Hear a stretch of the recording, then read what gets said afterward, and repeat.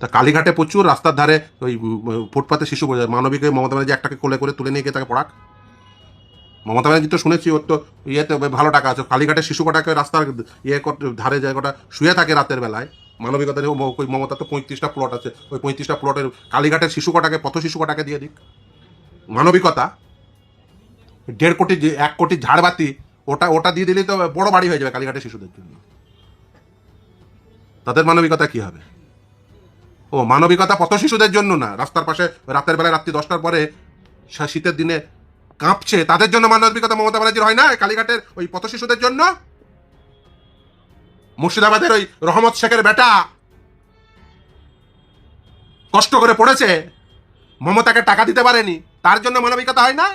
মমতাকে যে ক্যাশ দিয়েছে 10 লাখ 15 লাখ 20 লাখ, তার জন্য মানবিকতা না?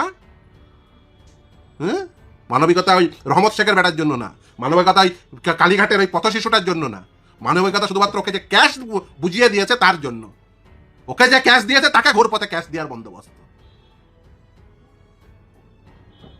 মানবিকতা শুধুমাত্র যাকে মমতা যার কাছ থেকে ক্যাশ পাবে তাদের জন্য। হ্যাঁ, পথ শিশু কটাকে 35টা প্লটের ভাগ দিয়ে দাও না, 35টা প্লটে থাকতে দাও, বলো কবে দেবে, সব কটাকে নিয়ে চলে যাচ্ছে। তোমার কালীঘাটের 3টে রোডের উপরে 35টা প্লটের ওই তোমার পরিবারের হাতে যে 35টা প্লট আছে, কোন প্লটে বসাবে বলো? ওই কলকাতা শহরে কত রাস্তার পাশে শুয়ে থাকে রাত্রিবেলায়, মানবিকতা তাদের জন্য না? হবে না?